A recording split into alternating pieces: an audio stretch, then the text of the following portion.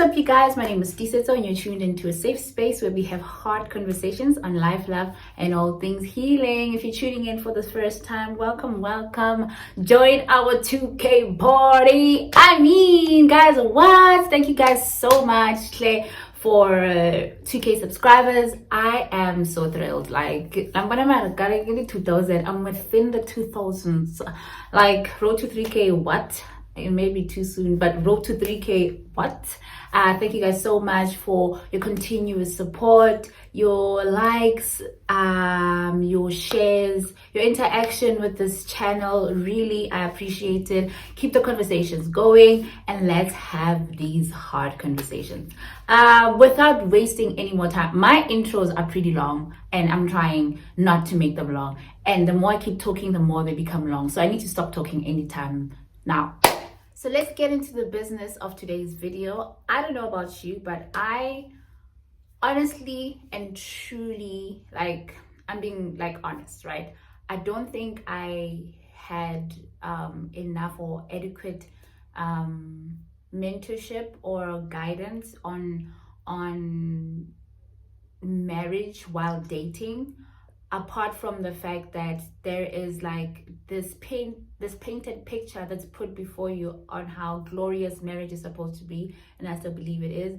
But then it puts you in a place where there's this huge gap between you getting to know somebody and you actually going into holy matrimony with the person. And I think I've said this in my previous videos that I feel like there's not adequate or enough, of those conversations going around, about how a person needs to date. I come from a place where a background where dating actually is seen as taboo.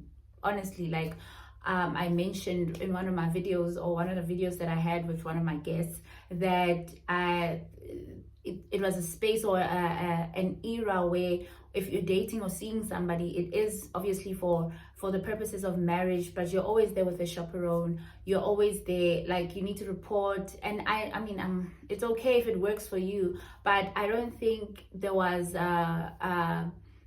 emphasis on you getting to know a person fully and you getting to know you. Okay, hold up, not fully. Don't get me wrong, not fully.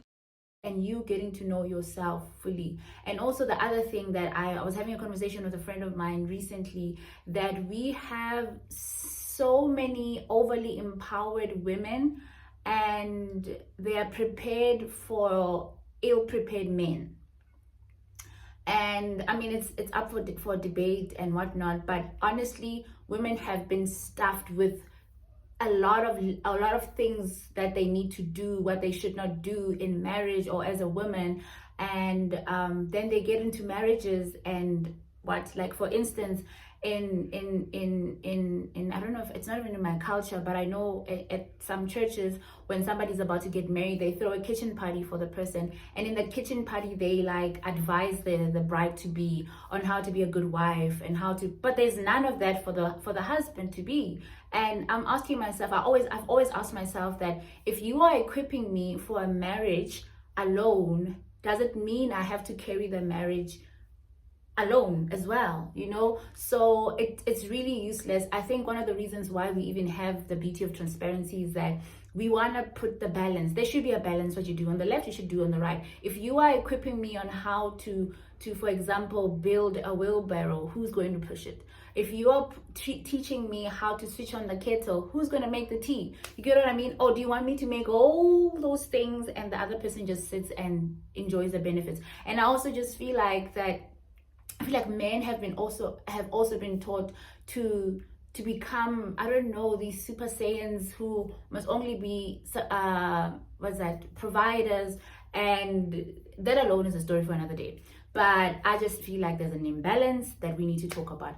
What we're going to be talking about on this video actually is blind dating. And no, I'm not talking blind dating where somebody hooks you up and you're like, oh, I've never met this person, you have dinner or go on a date or whatnot. But I'm talking, I call what we Christians do, some of us, me included, what we do as blind dating, because in all honesty, we go into this relationship with a person, and we don't take time to know them. We don't take time to do like due diligence. We don't investigate, and then we just fall into this big mess, going to holy matrimony, and now we can't go back and undo what we couldn't and undo what we couldn't do back then, right? So it's blind date. I'm calling it blind dating because you don't know the person's financial status. You don't know the person's family background. You don't know, little things like, how does this person treat her mom and dad? How does this person speak to strangers? How does this person, conduct himself or herself on the road when he's driving or she's driving? How does this person eat? Ma'am, you'll be angry at your husband because you can hear him chew. So if that's something that's gonna bother you for the rest of your life, then and blind dating, because when because we are taught, we are given this picture of how marriage is supposed to be, and we desire it so much. And look, I don't like desiring marriage is good. You must desire it, and it's good. But there's this huge desire that we have of marriage that whenever we see red flags, we literally blindly go past, be like, I'm going there, You get what I mean? I mean, if you relate, just, like or send a white heart or something like that, because I don't want to feel alone. Because that was me. I feel like red flags were there. I saw the things and these red flags could be things that you guys can work on before marriage. Like, sit down and be like, okay, I'm seeing 1, 2, 3. What could be the reason? How can we resolve it? But if you are blindly going into it and pushing them away, you're going to meet them in marriage. You're literally going to meet them in marriage. So I mentioned that when we got married, I had just lost my father, and there was also stuff happening on his side, and that's trauma bonding, because our love grew because we shared some kind of vulnerability, together. We were broken in this instance, but then it also hindered us from seeing, or rather it hindered us from actually confronting the red flags that we saw, well, I'll speak for myself, confronting the red flags that I saw, because what trauma bonding does, keeps you in a place of dependency, right? It keeps you in a place of dependency. And if you are a person whose trauma has a lot to do with rejection, if your brokenness has a lot to do with rejection, low self-esteem, once you've created that dependency, you want to hold on. Literally, you don't want to be rejected. I mentioned a story about how I felt like I was being rejected and not chosen and whatnot. And I think that's the reason why I subconsciously chose not to see that red flags are actual red flags. You get what I mean? And the other thing, apart from the picture that's painted about marriage and from, our Christian backgrounds or whatnot, the fact that I feel women are taught to be, I don't know, you need to fix yourself to be chosen. Like my friend put it this way, it's like a pick-me syndrome, like we are taught to be that. You need to be clean, you need to look this way, you need to walk this way, you need to talk this way, you need to learn how to cook, you need to learn, because no man will choose a woman who cannot do those things. So you are literally groomed to be a pick-me. And that alone, for me, personally, it creates, I don't know, it creates some kind of room for you to think you're not enough when you're not chosen. You get what I mean? So blind dating, we blindly go into these relationships. We don't look at the little things that matter, because these little things that we push aside literally matter. They literally matter. I'll give you an example of one thing that happened. It was after church, we were going to have pizza with the church, some of the church members. And I remember when I got out of the car, I caught a conversation between my ex and his mother. I didn't like the tone he used to speak to his mom. I didn't. I was just like, yo. And I remember I asked him, I'm like, why do you speak to your mom like that? You know?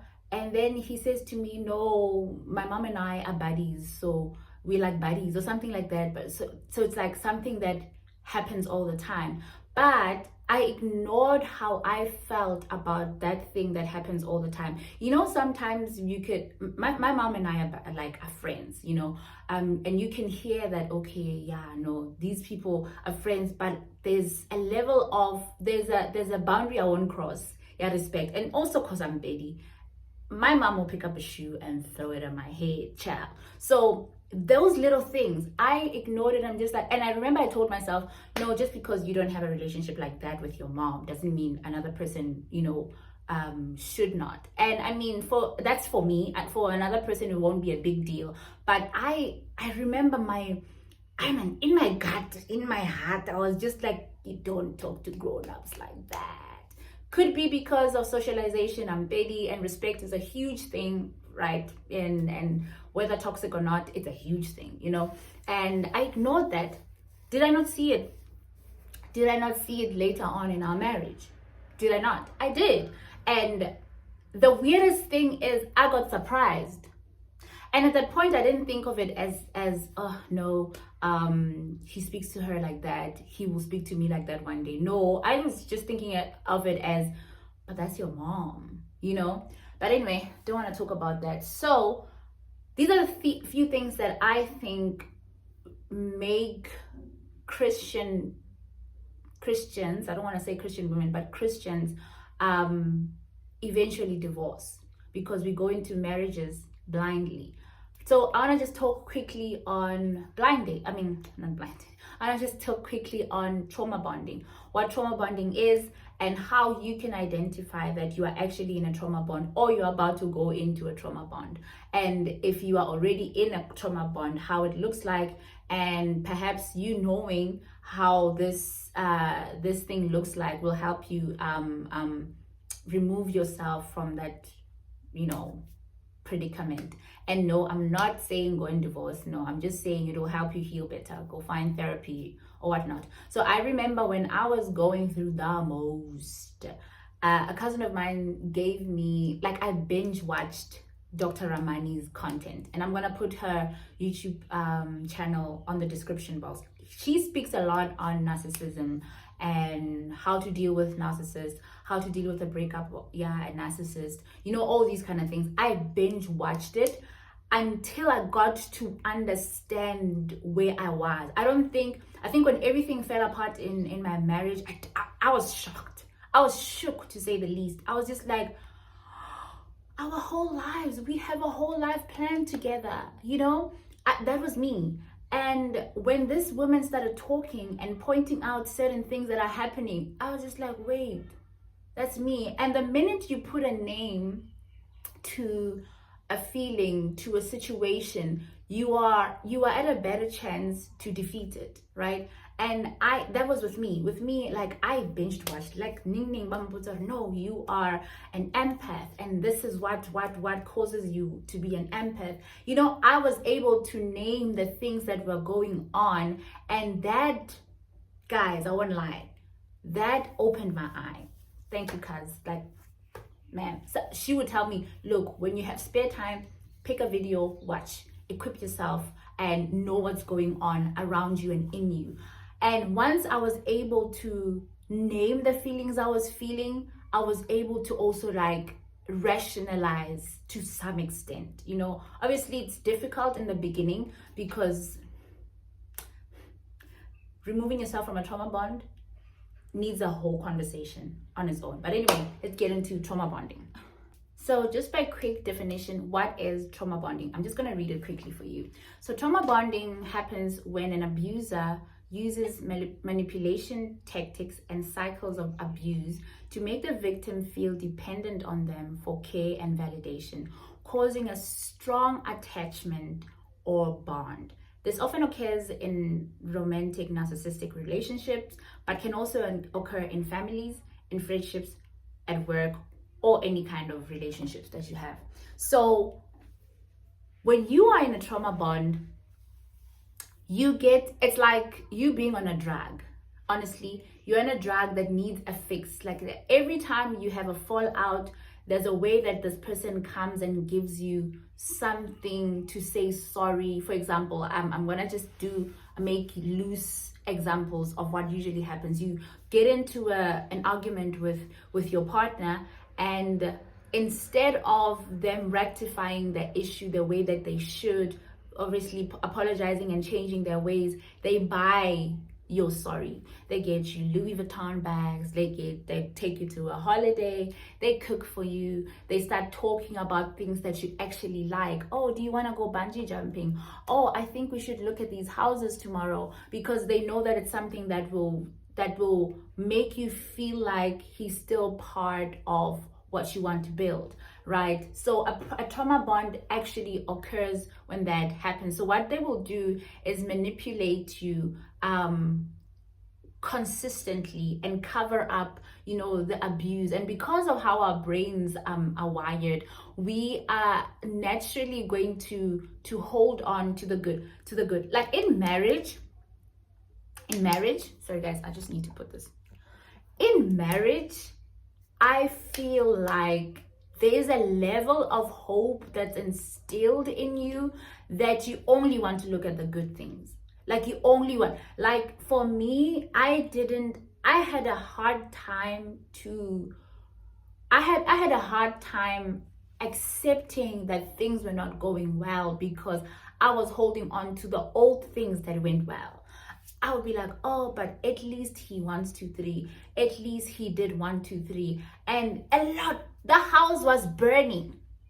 And I would be like, at least the kitchen is still fine, And because of the constant ways that he would come back, be like, oh, let's pray together.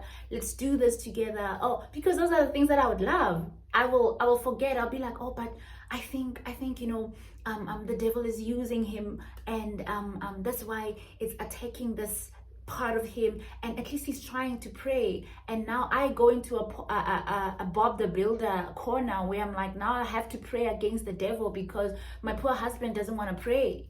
Or my poor husband is going through the most, and I need him back to his prayer altar, because he's shown me that he has the potential to come back there, So it keeps you in a cycle of abuse and manipulation, and you lose sight of what is real and what is not. I remember there was a time I sat down and my cousin was like, the person that you married is all in your head. And I was like, what do you mean? He does this, he does that, he's like, he's all in your head. And it only made sense when I started, equipping myself more about this whole trauma bonding and whatnot. So let's look at 7 stages of trauma bonding. And if you listen to my previous videos, this will start to make sense, right? And I hope it also makes sense in your lives as well. So the first stage is love bombing. Love bombing is in the beginning. They will love on you. They will give you what you want. They will say what you want to hear. They will jump when you say jump. They will ask you how high when you ask them to jump. They will literally lavish you, give you all the attention that you need, and you will feel so overwhelmed, but you'll feel loved because you will feel like the only person in the world. Like I told you, at some point, I was the only one being followed on Twitter. And there's no one who didn't know that I was being loved, And me also now, my personal brokenness, apart from this whole love bombing thing and trauma bonding thing, my brokenness then opened up and accepted that, because I come from a place where I felt like I wasn't good enough. So now that this person is here to show me all this love, I felt finally I get to be accepted. And that creates like a strong attachment to a person and a dependency, even though you try to be independent but you have this strong dependency on this person. So that's love bombing, number 1.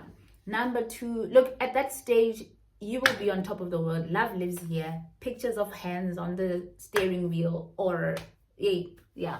So number 2 is trust and dependency. That's what I literally spoke about. That's where they prove to you that they're not just love bombing you. They prove to you they're not just love bombing you, but they're here to stay. They make you feel like they're not going anywhere. You can depend on them. You can rely on them. And your mind obviously builds up this attachment to this person and this trust to this person that you can't even suspect anything, right? And it's like, I feel like when I read this, I felt like it was building a profile. It's building a profile for themselves that, when you're at work and you come late once and they're like, but Jesus is late, but she's been doing so good, 1, 2, 3, we'll keep her. That's exactly what happens. They build up a profile for themselves. And then criticism starts. I don't think it starts as a big deal. It starts at small things like, why are you wearing that? Why is your hair so crooked?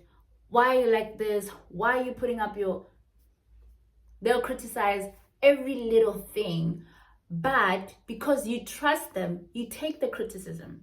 And the danger in that is that sometimes you end up becoming so timid and you lose sense of self that all you hear is the critique. All you hear is the critique. When you're getting dressed, oh my gosh, should I wear these pants? Will he approve? When you get into a shop, oh my gosh, maybe I should not buy anything because he's not here. What if he doesn't like it? When you want to cut your hair, when you want to do this, those are all the examples that I can give you. That's number 3, criticism. That's when now you lose a sense of what is real and what's not, because the profile has been built, right? And the 4th one is manipulation and gaslighting. Gaslighting has been a buzzword for a long time, and I think a lot of people don't really know what it is. There's a certain way that a person will talk to you that will make you feel like you don't know what you're saying, or that it will make you uncertain of your own thoughts. They will tell you, I'm trying to make an example of a situation that happens. Maybe somebody comes and tells you that, I'm trying to see if I should make as an example from my personal, so this one time we were just having a conversation, and he says to me that if a guy comes into the house and he doesn't come to you, doesn't kiss you, doesn't do anything, goes straight into the bathroom and baths or showers, then it means they come from somewhere to do something, and something like that happened. And I confronted it. I'm like, oh, does this mean 1, 2, 3 because you told me that if this happens it means this? And then it was turned around in a way that made it seem like that whole situation was my fault, so that's where the gaslighting comes into play. I don't want to go deep into what gaslighting is, because I think you guys are overly, equipped about what gaslighting is. But these things play with your psyche. They manipulate you. They distort what is real and what is not real. And I think we should have like a proper trauma bonding thing later on with an actual psychologist, and then we can go deep into the psychology of it and all that, right? We're talking blind dating and resignation and giving up, right? So resignation and giving up, this is now at this stage, there's been so much critique, there's been so much gaslighting, there's been so much bickering, trying to prove your point. No, but just before we get there, I used to be a person who wanted to prove themselves. When you're right, I'm like, this thing is black, and you're like, but that's gray. And I'm like, but look at it, it's black. I will even go on my phone and Google the color black to show you that, like trying to convince this person to say, no, but you're seeing wrong. I'm not seeing wrong. And they will tell you, you're wrong. You're wrong. And you over explain yourself because a person is just not getting it. And they are making it seem like you're dumb for not seeing it the way that they are seeing it, or for them trying to manipulate your thoughts and your reasoning. And this happens also in friendships. It happens when people just don't want to regard your opinion in a way. So fine, the criticism comes into play, the manipulation comes into play, the gaslighting comes into play, and then you come to a place where you are giving in to avoid conflict. And this is one thing that we are taught in those kitchen parties, where they are telling you it's a form of submission. A lot of I've heard a lot of pastors, when they speak of submission, they're actually talking about this resignation and giving up. And I mean, with all due respect, coming from this kind of setting, I've seen flames. So you now give in, you resign to a point where everything goes. Literally, you stop talking, you stop, arguing about things, because even when you know they're wrong, you just, like you're just, submissive wife, you just, oh my gosh, whatever he says goes. And at that point, you lose a sense of self. You lose who you are. You lose the things that you stand for. You no longer stand for anything. You just go with the flow. You just go with what the person is saying. If the person says, hey, now we're going to hell, you go to hell, because for the sake of peace and for the sake of him being happy, then you just do, and you will try by all means. You will try by all means to please this person, right? And number 7 is actually the loss of self, where you are like, there is no trace, no sense of you anymore. And you will hear the person even saying that you are not the same person that you were. But everything else that happened from number 1 to number 6 has brought you to this person. Now you can't even identify with yourself anymore. You look yourself in the mirror and you're just like, you just don't care. Like, I remember there was a point where everything I did, I thought was to please him, and he was never pleased. Never. And that makes you want to go deeper into what is it that he wants? What is it that will make, that he will approve? What is it that you lose yourself? I remember sitting down at some point, I'm like, I don't even think I have hobbies.